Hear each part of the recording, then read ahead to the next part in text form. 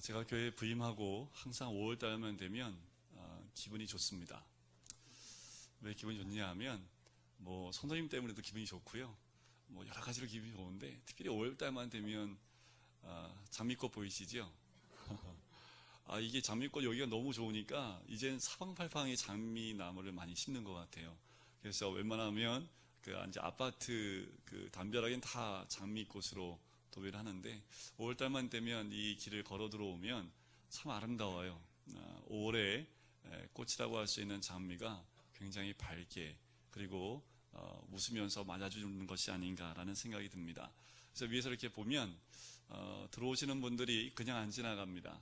꼭 사진 한 번씩 찍고 그리고 자기 꽃도 한 번 찍고 그리고 함께 찍기도 하고 여러 각도로 사진 찍으면서 또 뭐라고 꽃하고 얘기를 하고 하시는 분들이 참 많아요. 옆에 위에서 보면 남자분들은 무성의하게 지나가고요. 거의 여자분들은 한 번씩 꽃을 쳐다보고 가시는 것을 보게 됩니다. 오늘 예배 끝나면 한번 요 앞길만 이렇게 운동삼아 왔다 갔다 한번 해보세요. 근데 좀 안타까운 게 있는데 뭐가 있냐면 꽃이 요새 시들시들해졌어요. 아직 시들해지면 안 되거든요. 이따 사진 찍어야 되니까. 그러니까 제가 이번 주에 굉장히 자세히 봤어요, 꽃을. 근데 애들이 갑자기 이게 힘이 없어졌어요. 그래서 애들이 왜 그럴까 생각해 보니까 이게 날씨 탓이더라고요. 비가 왔을 때 되게 추웠잖아요. 싸늘했는데 갑자기 이게 여름 날씨가 오니까 이 꽃들이 정신을 못 차리는 것 같아요. 약간 좀 싸늘해야지 꽃들이 좀 필 텐데 애들이 힘이 다 빠져 있는 모습을 한참 보면서 기도도 했는데 그래서 이런 마음이 들어요. 우리 믿음도 이와 같지 않나라는 생각을 해보게 됩니다. 우리 믿음도 냉랭할 때가 있지요. 그리고 막 불이 붙어갖고 뜨거울 때가 있지요. 그래서 매일 교회 오고 싶고 막 그럴 때가 있지요. 그런데 온탕과 냉탕을 너무 왔다 갔다 하면요, 사람이 기운이 쭉 빠집니다. 근데 목욕탕 가도 똑같아요. 냉탕하고 온탕을 여러 번 왔다 갔다 하면 기운이 쭉 빠지듯이 우리 신앙도 마찬가지지 않나라는 생각이 듭니다. 너무 급격하게 차가워지거나 너무 급격하게 뜨거워지거나 그런 믿음이 왔다 갔다 하다 보면 우리의 신앙적으로 우리의 영혼이 이렇게 좀 힘이 많이 빠져 있는 그 모습을 많이 발견하게 됩니다. 여러분들, 믿음은 한 번에 끝나는 게 아니거든요. 예수님 한 번만 만나면 오케이, 이게 아닙니다.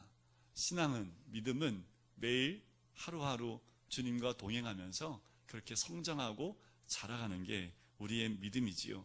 성경에 보면 우리 예수님처럼 흔들림 없이 동일했던 분 찾기가 참 어렵습니다. 우리 예수님은 하나님이시니까 당연히 그렇겠지라고 하시지만 우리 예수님은 인간의 몸을 가지고 이 땅에 오셨기 때문에 우리가 느끼는 희노애락을 다 느꼈던 분이 우리 예수님입니다. 그럼에도 불구하고 예수님은 늘 변함이 없으세요. 어떻게 예수님이 이렇게 변함이 없으실까라고 생각을 해보니까 우리 예수님 성경에 보면 사복음서에 보면 새벽마다 어디로 가십니까? 한적한 곳에 가서 뭐 했어요? 기도하셨더라고 나옵니다.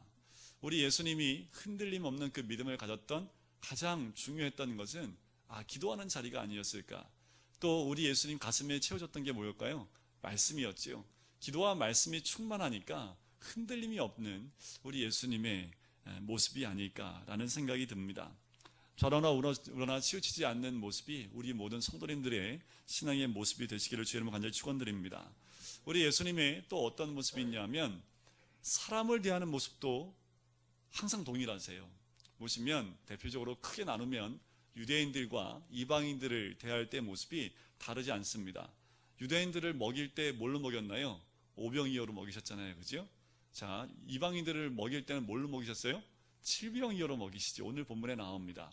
유대인들은 더 풍족하게 먹이고 이방인들은 좀 모자르게 먹이고 그러지 않아요. 오병이어 때도 몇 바구니가 남았어요? 12바구니.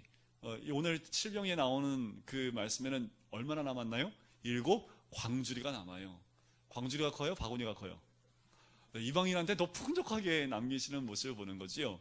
또 말씀을 전하실 때도 보면 우리 예수님 유대인들에게도 하늘 복음을 전파하시지요. 그리고 그 복음을 통해서 많은 자들이 주께 돌아오게 하는 놀라운 역사를 행하셨습니다. 많은 병자를 고치셨고 많은 귀신 들린 자를 고치는 장면들이 나와요. 그와 동일하게 이방인에게도 똑같이 하셨습니다. 하나님 나라의 복음을 전하는데 변함이 없으세요. 똑같이 전하셨다라는 거지요. 아직 이방인의 때가 오지 않았지만 하나님의 마음은 어디에 있다라는 겁니까? 만국에 있다라는 거지요. 모든 백성이 구원을 받는 자리에 있기를 원하시기 때문에 똑같이 이방인에게도 가서 병자를 고치시고 이 귀신 들린 자를 고치는 예수님의 마음이 보기도 합니다. 우리 주님 그래요. 어느 누구에게나 치우침이 없이 동일하게 되셨던 우리 주님의 그 모습을 보게 되는 거지요. 오늘 본문에 나오는 것이 이 7병이어 4,000명을 먹였던 이 사건입니다. 이 8장 전체의 내용이 대부분 종교 리더들과의 다툼이었잖아요. 그 다툼 끝에 이방 땅에 와서 많은 병자를 고치시는 장면으로 나옵니다. 그리고 7장 맨 마지막에 나오는 장면이 귀먹고 말 더듬는 자를 고치는 장면이 등장을 하지요. 이렇게 우리 주님은 이방 땅을 밟으며 주의 복음을 선포했던 것 가운데 가장 중요한 것은 무엇이냐 하면 유대인들이 가지고 있었던 혈통적인 민족적인 그 신앙 가운데 국한되어 있지 않고 하나님의 마음은 이방 땅까지 가고 있다는 것을 우리 주님은 이방 땅을 직접 밟고 다니시고 이방인들을 만나시고 그들을 고치시고 복음을 전하시면서 나눠주셨던 거지요. 자, 그 많은 이적들 가운데 어쩌면 오늘 본문에 나오는 것이 마가복음에 나오는 이방 사역의 끝부분이 아닌가라는 생각이 들어요. 자, 1절과 2절입니다. 우리 1절을 같이 한번 읽어볼까요? 시작. 그 무렵에 또 큰 무리가 있어 먹을 것이 없는지라 예수께서 제자들을 불러 이르시되, 제가 2절을 한번 읽어볼게요. 내가 무리를 불쌍히 여기노라. 그들이 나와 함께 있은지 이미 사흘이 지났으나 먹을 것이 없도다. 자, 8장 1절의 시작을 이렇게 시작합니다. 그 무렵, 무슨 무렵입니까? 장미꽃 필 무렵입니까? 어떤 무렵일까요? 이 말 안에는 시간과 장소가 서로 연결되는 단어예요. 아까도 말씀드렸지만 7장의 맨 후반부에 나오는 게 뭡니까? 귀먹고 말 더듬는 자를 고치는 그 사건, 바로 그 무렵에 그것을 고치는, 그 사람을 고치는 무렵에 바로 그 장소에서라는 그 뜻이 그 무렵에 라는 말과 연결이 되어져 있습니다. 이 7병이어 이 기적은 마태복음 15장에도 고스란히 적혀져 있습니다. 거기에 보면 갈릴리 호수 근처 그 지역을 데가볼리 지역이라고 얘기를 해요. 거기에 많은 병자들이 나옵니다. 예수님을 만지기도 하고 예수님이 말씀을 고치기도 하는 그 장면이 나와요. 치료했을 뿐만 아니라 그들에게 말씀을 가르쳤던 장면이 마태복음 15장에 나옵니다. 근데 오늘 본문에는요, 그게 빠져 있지요. 그 중간에 1절과 2절 사이에 요 내용이 들어가 있다고 보시면 됩니다. 그들은 그 사흘 동안 먹지도 못하지요. 예수님의 놀라운 기적을 봤습니다. 복음을 들었습니다. 이 기적과 복음을 듣고 보고 이 모든 것을 보면서 먹는 것까지 잊어버리는 이들의 모습을 발견할 수 있어요. 며칠 동안이요? 3일 동안이요. 여러분들 생각해 보세요. 이들이 예수님께 나올 땐 병자이기 때문에 나온 사람도 있지만 그분이 누구인지 보고 싶어서 나온 사람도 있지요. 그럼 이들이 나올 때 한 3일은 있을 수 있을 거야 하고 3일 동안 먹을 걸 가지고 왔을까요? 아마 전혀 생각지 못했을 겁니다. 근데 와서 보니까 떠날 수가 없는 거지요. 말씀을 들으니까 떠날 수가 없는 거지요. 주의 말씀이 여기 있으니 내가 어디를 가겠습니까? 하면서 그 자리에 떠날 수 없는 겁니다. 말씀에도 보면 2절 말씀에도 보면 멀리서 온 사람도 있다라고 나오지요. 그러니까 멀리서 온 사람들은 그래도 오고 가니까 먹을 것 좀 가지고 왔겠지만 가까이서 온 사람은 먹을 것을 가지고 오지 않은 상태라는 거지요. 그럼에도 불구하고 이 사람들이 움직여요? 움직이지 않아요. 왜 움직이지 않았을까요? 이들이 움직이지 않았던 이유는 기적을 봤던 겁니다. 많은 병자가 치유받는 것을 보았고요. 또한 예수님의 입술을 통해서 선포되는 그 하늘나라의 복음을 들으니까 이 땅에서 들을 수 없는 천상의 복음을 들으니까 이들이 다리가 움직이지 않는 거지요. 딴 데로 움직여 갈 수가 없는 겁니다. 여기가 좋습니다. 여기 주님이 계시기 때문에 이 말씀이 있고 병자가 치유되는 이곳이 있기 때문에 딴 곳으로 갈 수 없습니다 하고 이들은 돌아갈 수 없었던 겁니다. 한번 상상을 해보세요. 그 사람들이 오는데 예수님이 어떤 마음으로 복음을 전했을까요? 지금 이 본문을 중심으로 이제 이방석이 마무리가 됩니다. 그렇다면 예수님 마음에 어떤 마음이 있을까요? 이제 이들을 보고 헤어지면 이제 다시 볼 수 없습니다. 이제 이들에게 말씀을 이제 마지막으로 전해주면 다시 이들에게 말씀을 나눌 수가 없어요.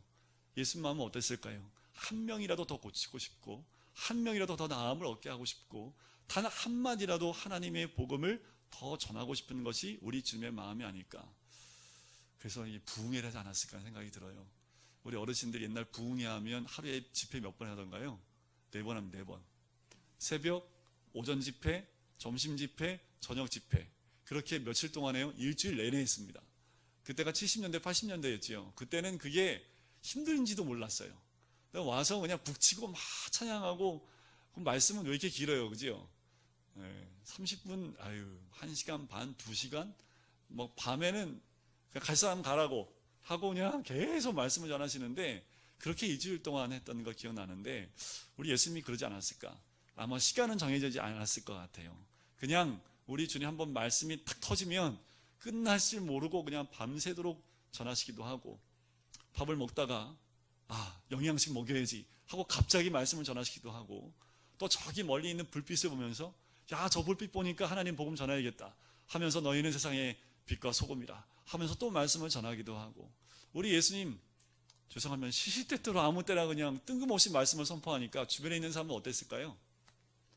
항상 대기 상태 아니겠습니까? 뭔가 또 예수님 말씀하실 것 같으면 우르르 모여서 또 말씀을 듣고, 또 침묵하고 계시면 끝났나 보다 가다가 또 말씀하시면 또 모이고, 그때는 아마도 말씀에 대한 긴장감이 있지 않았을까라는 생각이 들어요. 밤낮이 따로 없었겠지요. 새벽부터 말씀이 진행됐을 것 같아요. 밤늦게까지 주의 말씀이 선포되어지는데, 그 달고 오묘한 말씀을 들을 때마다 이들은 영적으로 새 힘을 얻는 귀한 은혜를 누리게 됩니다. 그런데 이 모습을 본따서 어떤 그룹이 있냐면 24시간 예배 드리는 단체가 있습니다. 들어보셨어요? 1시간도 안 쉬어요. 1분도 안 쉬고 24시간, 3일이면 3일, 일주일 동안 계속 예배를 드려요. 앉아요. 안 믿으시는 표정인 것 같기도 하고, 전에 이 집회를 갔다 왔던, 몽골의 단기 선교를 갔다 왔던 청년이 있었는데, 거기서 그 집회를 참여를 했대요. 정말 1시간도 안 쉬고요. 1분도 안 쉰답니다. 찬양 사역자들이 돌아가면서 찬양을 한대요. 그러면 그 사람들이 쉬는 거죠. 그죠? 계속 찬양이 진행되고, 말씀 사역자가 여러 명이 있어서 말씀 끝나면 바로 바톤 이어서 또 말씀을 전하고, 그러니까 예배가 24시간 돌아갑니다. 그 예배에 참석하기 위해서요, 몽골에는 큰 벌판이 많잖아요. 대형 텐트를 쳐놓고 예배가 진행되는데, 그 주변에는 정말 장관입니다. 전 세계에서 온 그리스도인들이 천막을 치고 텐트 치고 오서 사는 거예요. 텐트 치고 살다가 찬양하고 싶으면 언제든지 찬양 들어가 찬양하고, 말씀 듣고 싶으면 언제든지 말씀 듣고, 아예 나오기 싫으면 그 안에 들어가서 자다가 깨다가 자다가 깨다 말씀 듣다가 자다가 또 찬양하다 자다가 하면서 24시간 일주일 내내 24시간 그 찬양이 말씀이 돌아갑니다. 그런데 그 청년이 경험했던 은혜는요, 그곳이 하나님의 은혜가 임하는데 이게 하늘이 뻥 뚫린 것 같더래요. 하나님이 보여주신 그 은혜가 모든 사람들에게 임하는데 전혀 느낄 수 없었던 천국의 그 귀한 은혜를 경험했다라고 이야기를 합니다. 예배가 살아서 움직이는 예배, 그 은혜를 누렸던 24시간 연속되는. 그래서 여러분들 그 다윗의 장막이라는 단체가 우리나라도 있어요. 거기서 24시간 예배 드리는 것을 간혹 합니다. 1년에 한두 번씩. 근데 체력 좋으신 분은 한번 가셔서 24시간 한번 찬양하시고, 앉지도 않아요. 찬양하고 말씀 드릴 때만 잠깐 앉았다가. 왜 이럴 수 있습니까? 예배를 사모하니까요. 왜 이 광야에서 사흘 동안 이들이 움직이지 않았을까요? 예수님의 입에서 선포되는 그 말씀의 맛을 보니까 그 맛이 너무 달고 오묘하니까 떠날 수가 없는 거지요. 여러분들 한번 맛을 보면 맛을 알아요. 그죠?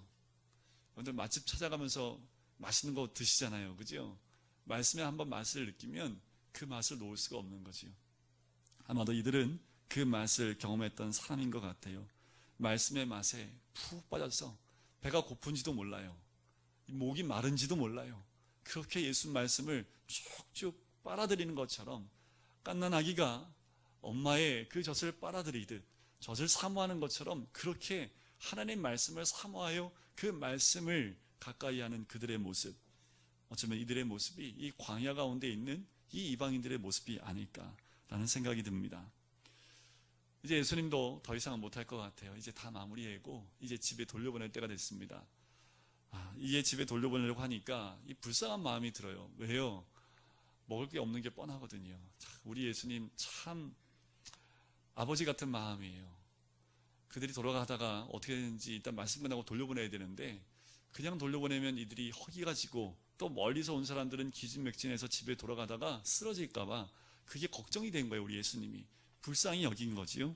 그래서 3절에 이렇게 말씀을 합니다. 만일 내가 그들을 굶겨 집으로 보내면 길에서 기진하리라. 그 중에서는 멀리서 온 사람들도 있느니라 라고 3절에 나옵니다. 우리 예수님이 얼마나 다정다감하신지 몰라요. 그 사람들이 음식을 어디다 꼬불치고 놓는지도 모르는데 우리 예수님은 그곳에 있는 4,000명이나 되는 사람들이 다 먹을 것이 없고 또 그들이 배고프고 지금 사흘 동안 있으면서 먹을 것이 없었다는 것을 우리 주님은 말씀을 선포하시면서도 한쪽 가슴에는 짠한 마음이 있는 거죠. 그것을 불쌍히 여겼다, 긍휼히 여긴다라고 이야기를 합니다. 배고프면 먹어야지요. 그지요? 그래서 제자들이 얘기를 했더니 제자들의 반응이 이렇습니다. 4절을 보실까요? 제자들이 대답하되 이 광야 어디서 떡을 얻어 이 사람들로 배부르게 할 수 있으리까? 제자들이 이들을 먹이는데 굉장히 회의적입니다. 왜 그럴까요? 좀 이따 제가 말씀을 드릴게요. 그때 예수님이 너희한테 뭐 먹을 게 뭐 있냐? 그랬더니 떡 7덩이하고 물고기 2마리쯤 있습니다. 그것을 놓고 기도하시고 그들에게 나눠주기 시작을 하시죠. 부스러기를 다 모았더니 7광줄이나 넘게 남게 되었습니다. 자, 이 사건을 어떤 학자들은 오병이어와 칠병이어가 동일한 사건인데 말씀의 저자가 헷갈려서 두 번 적었다라고 말하는 사람들이 있어요. 하지만 엄연히 이 두 개의 이적은 다른 사건입니다. 왜요? 일단 숫자가 틀려요. 오병이어는 물고기가 떡이 몇 개요? 5개. 칠병이어는요? 7개. 자, 오병이어는 몇 명이 먹었을까요? 그죠? 자, 칠병이어는 몇천 명 먹었어요? 네, 칠병이었더니 7,000명이라고 얘기하시는 분이 계셔서 네, 칠병은 4,000명이 먹습니다. 이 숫자가 완전히 다르지요. 또 시간상으로도 차이가 있어요. 오병이어는 하루 동안에 있었던 사건인데 이 칠병이어는 사흘 동안 말씀을 전하다가 마지막 부분에 있었던 사건이지요. 더구나 이 두 사건의 시작과 핵심도 역시 달라요. 오병이어의 특징은 뭐냐면요, 그 많은 사람들을 보고 예수님 마음이 어땠냐 하면 목자 없이 유리방황하는 양과 같다라는 마음을 마음에 품습니다. 그래서 그들에게 오병이어를 통해서 먹을 걸 먹이세요. 그런데 똑같은 사건을 적고 있는 요한복음 6장에는 그 떡이 무슨 떡이래요? 산떡. 그것을 곧 누구라고 말씀하십니까? 예수 그리스도. 산떡이다라고 영적인 것으로 그 떡을 보여주시면서 말씀을 하고 있다는 거지요. 근데 칠병이어는요, 배고파서 주신 거예요. 다른 거 전혀 없고 여기에는 나오는 것이 그냥 배가 고파서 그들의 육적인 필요 때문에 채워주신 것만 오늘 본문에 등장을 하지요. 그렇게 오병이어와 칠병이어는 다른 점이 있는데 공통적인 교훈도 있습니다. 뭐냐 하면 우리 주님이 우리들의 형편을 외면하지 않는다라는 거지요. 오병이어에 있었던 그 사건을 통해서도 칠병이어의 사건을 통해서도 그 모든 사람들, 유대인이나 이방인이나 그들이 처한 모든 환경들, 형편을 절대로 외면하시는 분이 아니라는 겁니다. 우리가 믿는 예수님은 우리의 필요를 채우시는 주님인 줄 믿습니다. 우리가 매일 삶 가운데 어떠한 주님과 동행을 합니까? 우리 주님은 안개 속에 있는 분 아닙니다. 그리고 이론적으로만 머물러 계시는 분이 아니라 우리 삶에 동행하시면서 우리의 삶의 여건과 모든 것을 다 함께 느끼시고 또한 우리를 불쌍히 여기시며 우리의 필요를 채우시는 분이 우리 주님인 줄 믿습니다. 자, 이렇게 하나님이 이적을 행하시는데 어떠한 상황이었을까? 오늘 본문에 나타난 기적은 이 기적이 일어난 상황은 어떠한 상황이었을까라는 거지. 한마디로 말씀을 드리면 불가능이라는 겁니다. 자, 한 가지 말씀을 드려볼게요. 여기가 지금 어디예요? 장소가 광야입니다. 모여있는 사람이 몇 명이에요? 딱 나온 게 4,000명입니다. 여러분들 4,000명 먹을 만한 음식을 지금 나가서 구해보세요. 이 시대에도 4,000명이 한꺼번에 먹을 음식을 구하라고, 자, 구해오신 분한테 제가 돈 드리겠습니다. 그런데 모자르면 돈 안 드릴게요. 그러면 성공할 사람 아무도 없을 거예요. 그죠? 주변에 뭐 음식 공장이 있지 않고서는 쉽지가 않지요. 불가능하다는 거지요. 더 나아가서 이들이 갖고 있었던 것이 뭐였습니까? 떡 7개, 물고기 2마리. 그거 갖고 뭐 해요? 그들이 가지고 있는 건 딱 그 정도 외에는 가진 게 없습니다. 그 말은 뭡니까? 이들이 해결할 수 없는 그런 상황이다 라는 거지요. 자, 그렇다면 이 불가능한 상황 속에서 기적을 체험한 사람들은 어떤 사람이었고 그들의 믿음의 상태는 어떠한 상태였을까요? 자, 이렇게 불가능한 상황 가운데 보통은 예수님이 뭐라고 말씀하시냐면 내 믿음대로 될지어다.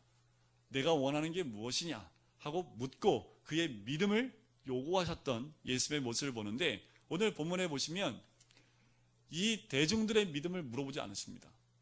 그냥 뭐예요? 쟤들 배고프구나 라고 끝이에요. 이 대중들이 주실 줄 믿습니다 이렇게 말도 안 했습니다. 그지요? 어디도 나오지 않습니다. 보면 이들의 믿음과 이 기적과는 상관이 없는 것을 보게 됩니다. 더 나가 볼까요? 제자들의 믿음은 어떻습니까? 오늘 4절 말씀 함께 봤지만 굉장히 회의적이에요. 자, 이 제자들은 좀 전에 뭘 경험했어요? 딱 2장 앞으로 가면 6장에 나와요. 오병이어를 경험했던 제자들입니다. 그러면 지금 이 상황 가운데 예수님이 할 수 있다는 믿음이 있어야 돼요? 없어야 돼요? 있어야지요. 딱 2장만 앞에 가면 6장에 오병이어가 나오는데 딱 2장 뒤에서 8장 1절부터 딱 나오는데 에이 어떻게 이 광야에서 뭘 먹을 게 있습니까? 라고 이야기한다라는 거지요. 이들의 마음이 회의적입니다. 여러 가지 의미가 있어요. 이런 거지요. 제자들은 유대인이고 이들은 이방인이라는 겁니다. 이방인들한테 뭘 먹이시려고 합니까? 그런 의미도 이들 가운데 있습니다. 근데 중요한 건 뭐냐면 이들은 예수님이 행하고자 하는 것을 잘 깨닫지 못해요. 그리고 이들의 믿음 없음을 예수님이 늘 책망하십니다. 너희가 그렇게 믿음이 없느냐? 너희가 아직도 믿음이 없느냐? 이 마가복음 보면 이런 말까지 나와요. 너희가 이렇게 어리석으냐? 라고까지 나옵니다.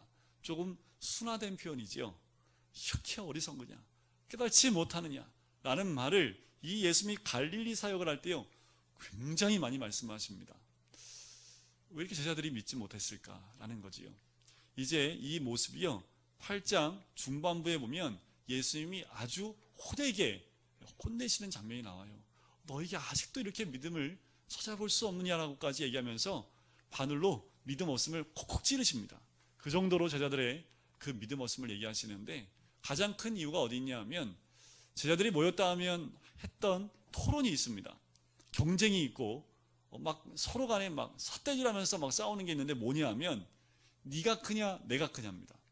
곧 예수님이 예루살렘 올라가면 하나님 나라가 임할 텐데 하나님 나라가 임하면 베드로인 내가 난 영의정, 요한은 좌의정, 야고보는 우의정 뭐 이렇게 바꾸는 거 아닙니까? 그러니까 밑에 있었던 그 옆에 있는 제자들 얼마나 열받을까요? 그죠? 그러니까 서로 자기가 더 높은 큰 사람의 것을 드러내기 위해 싸웠던 사람들이 이 제자들입니다.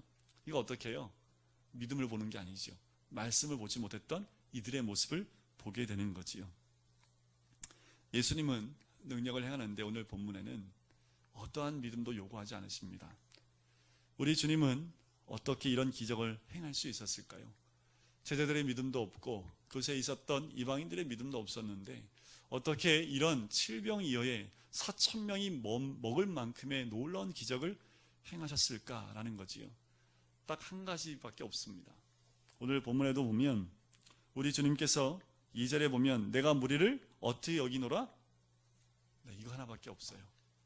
우리 주님은 불쌍히 여기시는 분입니다. 우리 주님은 그들의 사정과 상황을 잘 아셨기 때문에 그들을 불쌍히 여기셨고 긍휼히 여기셨다라는 거지요. 그들이 어찌할 수 없는 상황, 그런 불가능한 상황 가운데 있는 그들에게 우리 주님은 그들의 상황을 아셨고 그들을 너무나 불쌍히 여기셨기 때문에 그들에게 모든 것을 채워주려는 그 사랑이 우리 예수님 가슴 가운데 있었다라는 거지요. 오늘의 이적은 예수의 사랑입니다. 우리의 삶 가운데 예수를 만나는 것은 예수의 사랑입니다. 제가 목사가 된 것이 제가 잘나서요? 아니요, 예수님의 사랑입니다. 믿지 않는 가정에서 제가 어떻게 예수 믿고 목사가 됐을까요? 제가 잘나서요? 아니요, 예수님의 사랑입니다. 예수의 사랑과 그 긍휼이 아니면 우리는 모두 이 자리에 있을 수 없는 사람들이라는 거지요. 이 말씀을 통해서 우리가 배우는 것 딱 한 가지예요. 예수를 따르는 모든 사람, 예수님을 따르는 모든 사람의 형편을 다 아시는 우리 주님이라는 거지요. 왜 옛날에 60년대 70년대 신앙인들을 보면 이 쌀독에 쌀이 떨어지는 소리 있잖아요. 박박 긁는 소리. 그 소리 들리면 아, 쌀 떨어졌구나 라는 소리잖아요. 근데 그 소리를 누가 제일 먼저 들으실까요? 우리 주님 먼저 들으시지요. 또 채워주시는 하나님의 은혜를 경험했던 많은 믿음의 선배들을 보기도 합니다. 예수님은 자기를 따르는 사람들의 사정을 알고 계시고 그들을 불쌍히 여기시는 줄 믿습니다. 그래서요, 먹여주세요. 필요를 채워주십니다. 그런데 어떻게 채워주실까요? 딱 맞게. 여기 딱 맞게. 조금 모자른 게 낫지. 좀 모자르게. 아니요, 우리 주님은 부스러기만 모아도 몇 광주리가 남아요? 7광주리가 남습니다. 우리 주님은 그렇게 쪼잔한 분이 아니거든요. 불쌍해서 채워주면 먹고 부스러기만 걷어도 7광주리가 넘게 남는다라는 겁니다. 여러분들 광야 가운데 이런 상황 가운데 계신 분 있지 않습니까?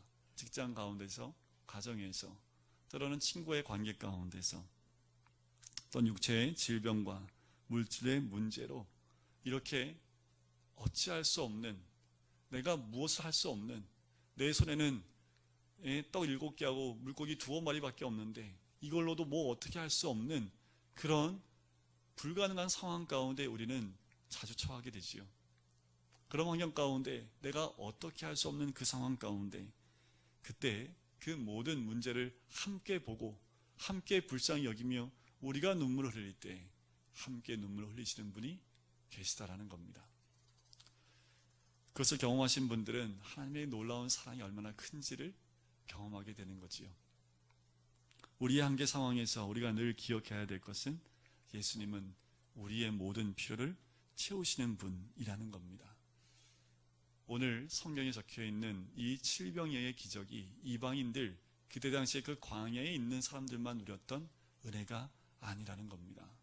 여러분, 이 광야에서 이런 귀한 음식을 기적 가운데 먹었던 이 사람들은 무엇을 채웠던 사람들이냐면 말씀의 맛을 느끼고 또한 예수님 통해서 이적도 경험할 뿐만 아니라 그 안 되는 그 모든 상황 가운데 그 모든 필요를 채워주시는 그 예수님을 만났던 사람들이 이 이방인들입니다. 지금도 우리 주님은 변함이 없으세요. 지금도 우리를 만나주시고 우리의 필요를 채워주시는 분, 우리 뭐만 하면 됩니까? 여기 주중에 보면요, 여기 왔다 갔다 하시는 분들이 몇 분 계신데 항상 뒤에 쫓아다니는 것들이 있습니다. 강아지들이 항상 쫓아다녀요. 저기가 산책길이에요. 강아지 산책길. 이거 보면서 또 그런 생각이 들어요. 저 강아지처럼 예수님만 졸졸 따라다니면 얼마나 좋을까 라는 생각이 들어요. 그럼 강아지는 배고프면 뭐해요? 먹여주지요. 때 되면 주사도 맞춰주지요. 그 강아지 맞는 주사 굉장히 비싸더라고요. 주사도 맞춰주지, 먹을 것도, 간식도 줘요. 근데 간식도 싸지도 않아요. 그 걔는 뭐만 해요? 강아지는 그냥 주인 보고 꼬리만 살랑살랑 흔들고 그냥 주인 품에만 달려들면 돼요. 주인 나가면 그냥 그 뒤만 쫄랑쫄랑 따라다니면 그렇게 주인이 예뻐하잖아요. 우리 주님 그렇게 한번 따라가 보십시오. 근데 우리는 일로 와 그러면 절로 가요.